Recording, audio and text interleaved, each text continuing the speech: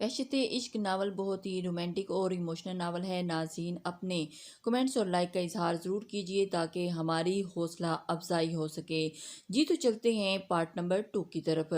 منال کا دل ایک عجب ہی لے پہ دھڑک رہا تھا۔ سالوں سے وہ جس کو محبت اپنے دل کے نگہبانوں میں چھپاتی آئی تھی، شاید اب اسے منزل ملنے والی تھی۔ اس نے تو اس کی محبت کی ہوا کو خود بھی نہیں لگنے دی۔ اسے تو ٹھیک سے یاد بھی نہیں تھا کہ کب اس احساس سے روشناس ہوئی، مگر جیسے جیسے وقت گزرتا گیا یہ احساس پوری شدت کے ساتھ زور پکڑتا گیا، اور اسے یاد نہیں تھا کب اس کا دل پہلی بار آذر کو دیکھ کے دھڑکا تھا۔ بس اسے اتنا پتا تھا کہ آذر اس کی ہیں اور وہ اس کی۔ آج اتنے سالوں بعد اسے لگا کہ محبت کو منزل ملنے والی ہے۔ دیر پہلے ہی دادو اور تائی امی کی باتیں سن کے آئی تھی۔ وہ منال کے متعلق پوچھنے کا ذکر کر رہے تھے اور خوشی سنبھال ہی رہی تھی۔ وہ چاہتی تھی کہ ساری دنیا کو اس خوشی میں شریک کرے، سب کو چلا چلا کے بتائے، دیکھو جسے میں نے چاہا وہ ہو گیا، کوئی ہوگا اس روئے زمین پر مجھ سے زیادہ خوش قسمت۔ وہ بہت حساس تھی، چھوٹی عمر میں ہی ماں کا سایہ سر سے چھن گیا تھا۔ کلثوم بیگم کو شجرا کو جنم دیتے چل بسی، اور اس وقت منال کی عمر 2 سال تھی، مگر اس نے شجرا کو ماں بن کے پالا۔ اس نے شجرا کو کبھی ماں کی کمی محسوس ہونے نہ دی، مگر راتوں کو خود اٹھ اٹھ کر روئی تھی، مگر شجرا کی آنکھ میں آنسو آنے سے برداشت نہ تھا۔ ماں کے روپ میں جسے دیکھا تھا وہ منال ہی تھی، مگر جب سے آذر کا ہاتھ اس کے احساس ہوا تھا اس نے خوش رہنا سیکھ لیا تھا۔ اب اس کے ساتھ آذر کا خیال تھا، اب وہ نہیں روئی تھی۔ اگلے دن صبح سے ہی گھر میں چہل پہل تھی۔ آذر کے آنے کی خوشی میں دادو نے سب رشتہ داروں کو دعوت دی تھی۔ اب سب لوگ اسی تیاریوں میں مصروف تھے۔ تائی امی آذر کے آنے سے بہت خوش تھیں، اور کیوں نہ ہوتی، آذر ان کے اکلوتے بیٹے تھے جو ان کی ہر امید پہ پورا اترتے تھے۔ تائی امی، دادو اور منال تینوں صبح سے ہی کچن میں مصروف تھیں۔ شجرا کچھ دیر پہلے ہی اٹھی تھی اور اب ڈائننگ ٹیبل پہ بیٹھی ناشتہ کرنے میں مصروف تھی، اور ساتھ ساتھ دادو سے ڈانٹ کھانے میں بھی مصروف تھی۔ آذر آنکھیں ملتے ہوئے آ کے ڈائننگ ٹیبل کے گرد کرسی گھسیٹ کے بیٹھ گئے۔ امی ناشتہ دے دیں، انہوں نے وہیں سے آواز لگائی۔ بخو، میں کہتی ہوں اس لڑکی کو کچھ گھرداری سکھا دو، دادو نے شجرا کو گھورتے ہوئے تائی امی کو مخاطب کر کے کہا۔ امی سیکھ جائے گی وقت آنے پہ، ابھی بچی ہے، تائی امی نے مسکرا کے کہا۔ شجرا اب ان سب باتوں سے بے نیاز ناشتہ کرنے میں مصروف تھی۔ آذر دلچسپی سے دادو کی باتیں سننے لگے، جبکہ شجرا کچھ بیزار سی بیٹھی تھی۔ اس نے آذر کی طرف نہ دیکھا۔ آذر اس کی پلیٹ سے سیب کی کاشیاں اٹھا کر کھانے لگے، جس پہ شجرا نے کچھ گھور کے انہیں دیکھا۔ کل کو دوسرے کے گھر جائے گے تو ناک کٹوا دو گی ہماری، دادو نے ہمارے مسالہ بھونتے ہوئے کہا۔ پورے گھر میں کھانے کی اشتہا انگیز خوشبو پھیلی تھی۔ دادو، ایک کام کرتے ہیں؟ آذر کے چہرے پہ شرارت سی مسکراہٹ کھیل رہی تھی۔ کون سا کام؟ دادو نے ناک پہ اپنا چشمہ ٹھیک کرتے ہوئے کہا۔ دادو، ہم شجرا کو کہیں جانے نہیں دیتے، یہیں روک لیتے ہیں، آذر نے اپنی مسکراہٹ دبائے کہا۔ شجرا نے جھٹکے سے سر اٹھا کے دیکھا، آذر کی طرف دیکھا، اور اس کی آنکھیں حیرت سے پھیل گئی، اور اس نے گھبرا کے ان تینوں کی طرف دیکھا۔ ایسا نہیں ہوتا بیٹا، لڑکیوں کو جانا ہی پڑتا ہے اپنے گھر، دادو نے رسان سے انہیں سمجھایا۔ آذر نے شجرا کو دیکھ کے آنکھ دبائی، اور دوسری جانب شجرا کے ماتھے پہ ٹھنڈے پسینے نمودار ہو گئے۔ وہ آذر کو گھورتے ہوئے وہاں سے اٹھ کے اپنے روم میں چلی گئی۔ پیچھے سے اسے آذر کا قہقہہ سنائی دیا۔ کچھ دیر کے بعد آذر اٹھ کے شجرا کے روم کی طرف بڑے ناک کر کے اندر داخل ہوئے تو شجرا کھڑکی کے سامنے کھڑی تھی۔ آذر اس کے سامنے جا کھڑے ہوئے اور سینے پہ ہاتھ باندھے فرصت سے اسے دیکھنے لگے۔ شجرا نے اپنے خیالوں سے چونک کر انہیں دیکھا تو وہ محویت سے اسے ہی تک رہے تھے۔ شجرا نے ایک آنکھ کی آبرو اٹھا کے انہیں دیکھا، اور آذر نے نفی میں سر ہلا دیا۔ اس نے کوفت سے سر جھٹکا۔ تم مجھے پاگل کر دو گی؟ آذر اس کے قریب کھڑے اس کے کان میں گوشی کر رہے تھے۔ بھوری آنکھوں میں محبت کا دریا آباد تھا۔ شجرا نے کرنٹ کھا کر انہیں دیکھا۔ وہ اس کے بے حد قریب کھڑے تھے، اور ان کی سانسیں شجرا کے چہرے سے ٹکرا رہی تھی۔ شجرا نے ان کے سینے پہ ہاتھ رکھ کے انہیں پیچھے دھکیلا اور پلٹ کے جانے لگی۔ آذر نے اس کا بازو پکڑا اور اپنے سامنے دیوار سے لگا دیا۔ اگر مجھ سے محبت نہیں کرتی تو بھی بتا دو، میں ختم کر دوں گا یہ سب، مگر مجھ سے تمہارا نظر انداز کرنا نہیں سہا جاتا۔ آذر نے اس کی آنکھوں میں آنکھیں ڈال کر درستی سے کہا۔ پل بھر سیاہ نگینوں میں نمی نمودار ہوئی۔ اس کی آنکھوں میں آنسو دیکھ کے آذر نے اپنے مضبوطی گرفت سے آزاد کیا اور جھنجھلا کے اپنے بالوں میں ہاتھ پھیرا۔ دیکھو شجرا صاحب، سب بتا دو جو بھی تمہارے دل میں ہے۔ امی کب سے میرے پیچھے لگی ہوئی ہیں شادی کے لیے، میں انہیں صرف تمہاری وجہ سے ٹال رہا ہوں۔ مجھے کل رات کو لگا کہ تم شادی کے لیے راضی ہو، مگر آج پھر وہی تمہاری بیگانگی۔ مجھے کچھ سمجھ نہیں آ رہا تم چاہتی کیا ہو؟ آذر بول بول کے تھک گئے تو بے چارگی سے اس کی طرف دیکھا جو کھڑی زور و شور سے آنسو بہانے میں مصروف تھی۔ اف رو کیوں رہی ہو؟ آذر نے تنگ آ کر پوچھا۔ آپ نے ڈانٹا ہے مجھے، وہ آنسوؤں کے درمیان بولی۔ یار ڈانٹ نہیں رہا، میں پوچھ رہا ہوں، انہوں نے نرمی سے کہا۔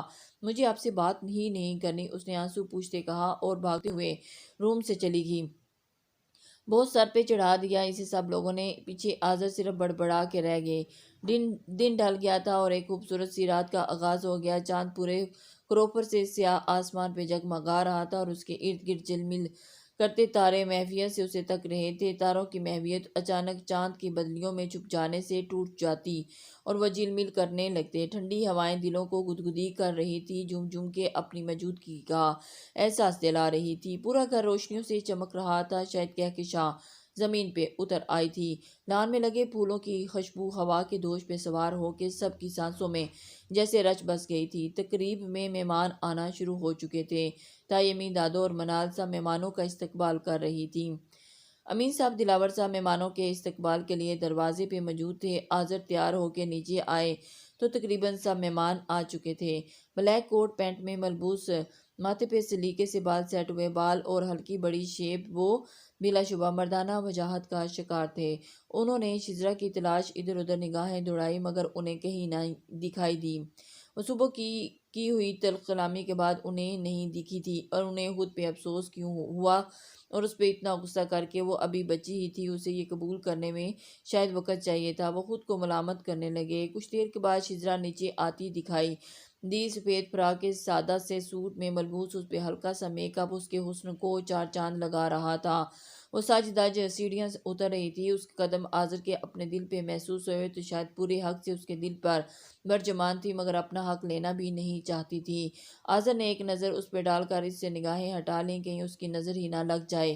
شجرا نیچے آ کر منال کے پاس چلے گی۔ آذر بھی سب مہمانوں میں مصروف ہو گئے۔ شجرا ادھر آؤ بیٹا، تایمی نے شجرا کو آواز دے کے بلایا۔ اسے آذر کے ماموں مامی سے ملوانا چاہتی تھی جو ایک عرصہ کینیڈا میں گزار کے واپس وطن آ گئے تھے۔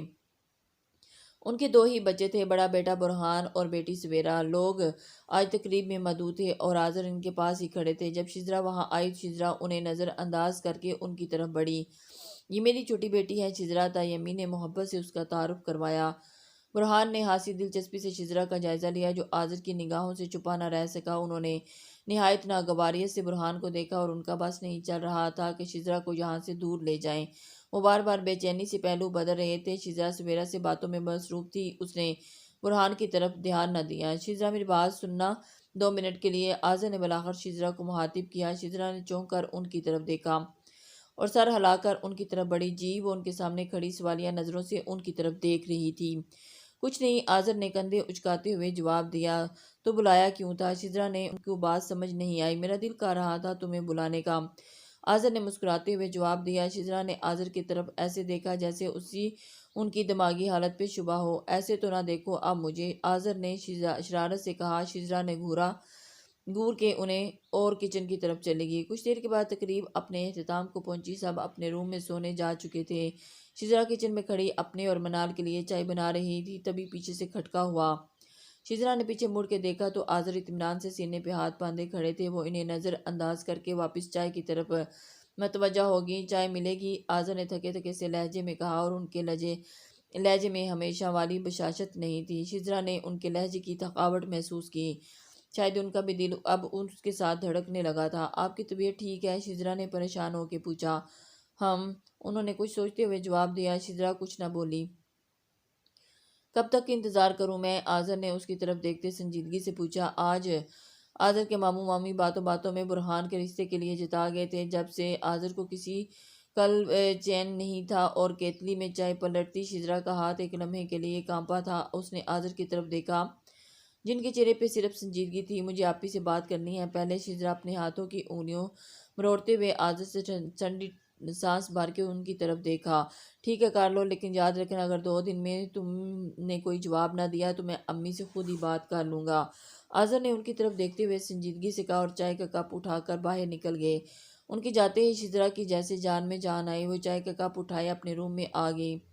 ساری رات اس بارے میں سوچتے گزرتی کہ وہ کسی نتیجے پہ نہ پہنچ سکی۔ رات اس نے آنکھ میں کاٹی، وہ نہیں جانتی تھی کہ اس زندگی اسے کس موڑ پر لے جانے والی ہے۔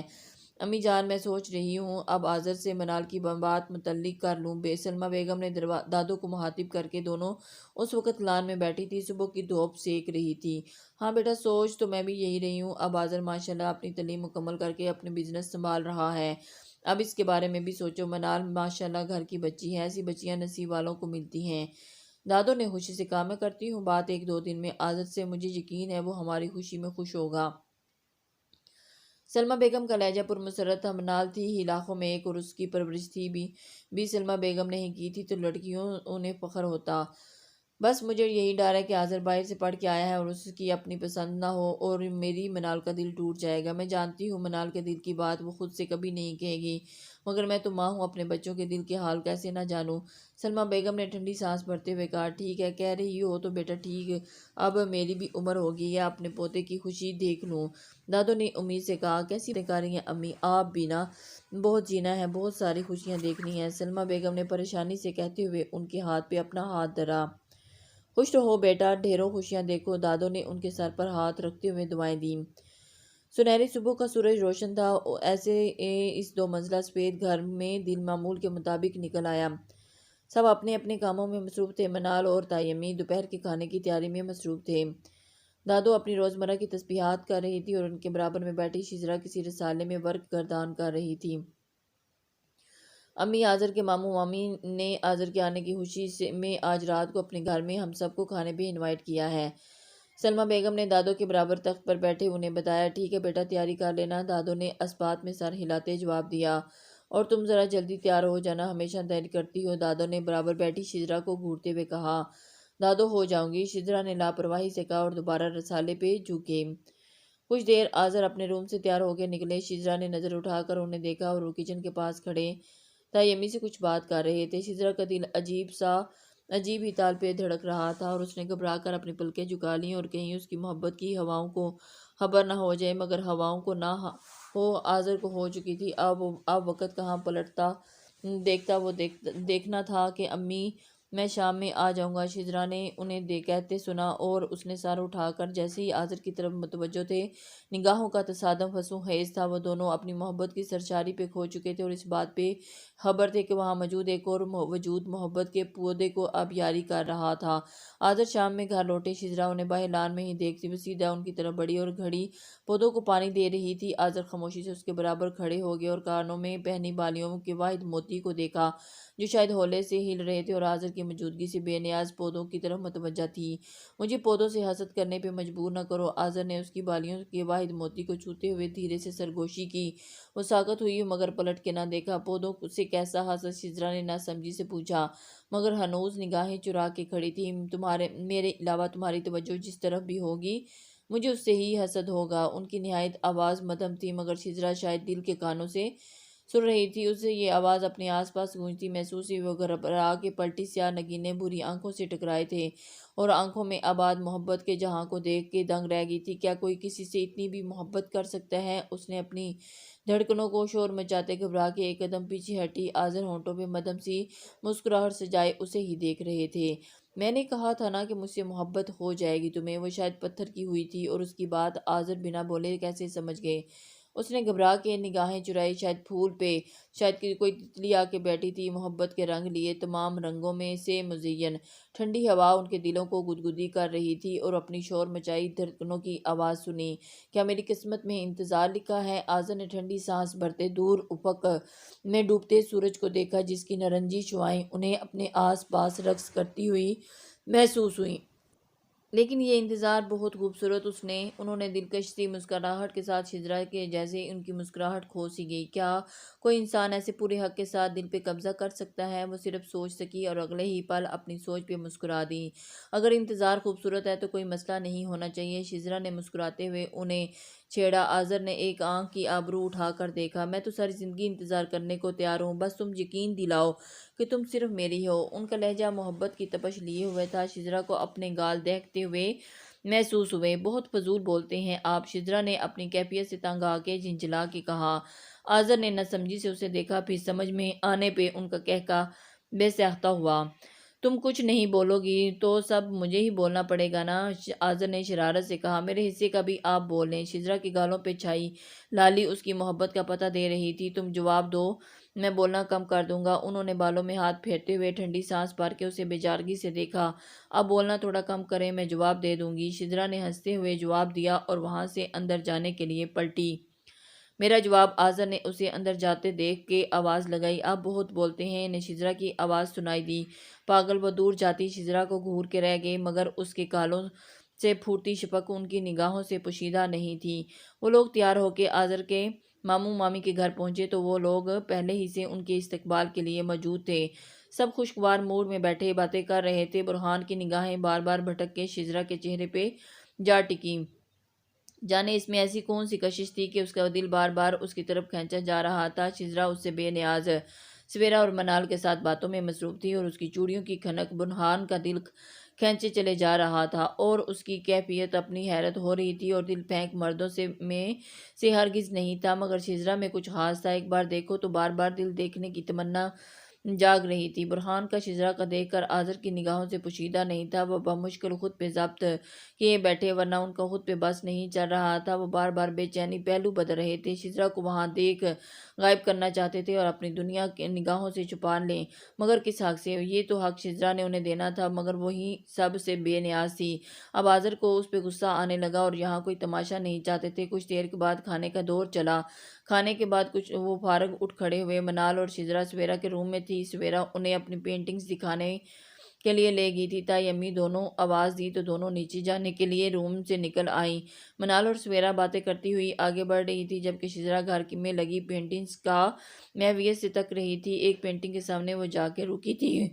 وہ پینٹنگ اپنی مثال آپ تھی۔ بلا شبہ سویرا ایک بہترین پینٹر تھی۔ آپ کو پینٹنگ پسند ہے؟ برہان کی آواز نے اس کی محفیت کو توڑا۔ جی، اس نے ایک لفظی جواب دیا۔ مجھے بھی پسند ہے۔ یہ سب سویرا کے ہاتھ کی پینٹنگز ہیں، برہان نے مسکراتے ہوئے اسے بتایا۔ جی، سویرا نے مجھے بتایا، وہ بہت اچھی پینٹر ہے۔ شجرا نے مسکراتے ہوئے سویرا کی تعریف کی۔ شجرا! آذر نے سیڑھیاں چڑھتے ہوئے شجرا کو مخاطب کیا۔ شجرا نے پیچھے پلٹ کے دیکھا تو آذر تیوریوں پہ بال ڈالے اوپر چڑھ چکے تھے۔ سب نیچے ویٹ کر رہے ہیں، تم یہاں کھڑی ہو؟ انہوں نے برہان کو نظر انداز کر کے شجرا سے کہا۔ جی بس میں آ رہی ہوں۔ شجرا کو ان کا لہجہ عجیب سے لگا۔ چلو۔ آذر سے پورے حق سے شجرا کا ہاتھ تھاما اور اسے لے کر نیچے چلے گئے، اور اسے اپنے اس رویے سے وہ برہان کو بنا کہے بہت کچھ جتا چکے تھے۔ پورے راستے وہ بہت خاموش تھے۔ گھر آ کے بھی سیدھے اپنے روم میں جانے لگے۔ جب تائی امی نے انہیں مخاطب کیا، آذر بیٹا کیا ہوا؟ طبیعت تو ٹھیک ہے؟ تائی امی نے ان کی حالت بھانپتے ہوئے پریشانی سے پوچھا۔ جی امی ٹھیک ہوں، بس سر میں تھوڑا درد ہے، آرام کروں گا تو ٹھیک ہو جاؤں گا۔ آذر نے 2 انگلیاں اپنی کنپٹی مسلتے ہوئے کہا۔ شجرا جاؤ بیٹا، آذر کو کافی بنا دو۔ تائی امی نے شجرا کو مخاطب کیا، جو آرام سے صوفے پہ بیٹھی تھی۔ آذر نے ایک نظر شجرا کی طرف اٹھا کے دیکھا اور اپنے روم میں چلے گئے۔ کچھ دیر کے بعد شجرا آذر کے روم میں کافی لے کر گئی تو روم میں اندھیرا چھایا ہوا تھا، اور اس نے ہاتھ بڑھا کر لائٹ کھولی۔ سامنے بیڈ پہ ہی آذر آڑے ترچھے لیٹے ہوئے تھے۔ آذر نے گردن گھما کے اس کی طرف دیکھا اور اٹھ کے بیٹھ گئے۔ شجرا نے کافی ان کی طرف بڑھائی، مگر انہوں نے نرمی سے اس کا ہاتھ پکڑ کر اپنی طرف پاس بٹھا لیا۔ طبیعت ٹھیک ہے نا آپ کی؟ شجرا نے ان کی طرف دیکھتے ہوئے پریشانی سے پوچھا۔ آذر کی سرخ نگاہیں آنکھیں شدید سر درد کا پتہ دے رہی تھی۔ میں ٹھیک نہیں ہوں۔ انہوں نے سر جھکایا۔ کیا ہوا بتائیں مجھے؟ شجرا اپنی طرف کرتے نرمی سے پوچھا۔ ان کے آسودہ چہرے پہ ایک بے چینی سی تھی، اور آذر پل بھر کو جھانک کے اس کی گہری جھیل سی آنکھوں میں دیکھا۔ وہاں شاید محبت کا سمندر موجزن تھا۔ بس تمہیں کھونے سے ڈرتا ہوں، آذر نے اپنا سر اس کے کندھے پہ رکھتے ہوئے کہا۔ پل بھر وہ ساکت ہوئی بیٹھی تھی۔ یہ شخص اسے اپنانا چاہتا تھا، دنیا سے چھپانا چاہتا تھا، پھر کیوں وہ اس کی محبت قبول کرنے سے ڈرتی تھی؟ وہ کیوں اسے اپنی قبول نہیں کر پا رہی تھی؟ کیا چیز تھی جو اسے روک رہی تھی؟ وہ خود سے سمجھنے سے قاصر ہے۔ میں یہی ہوں آذر، وہ صرف اتنا ہی بول سکی۔ آذر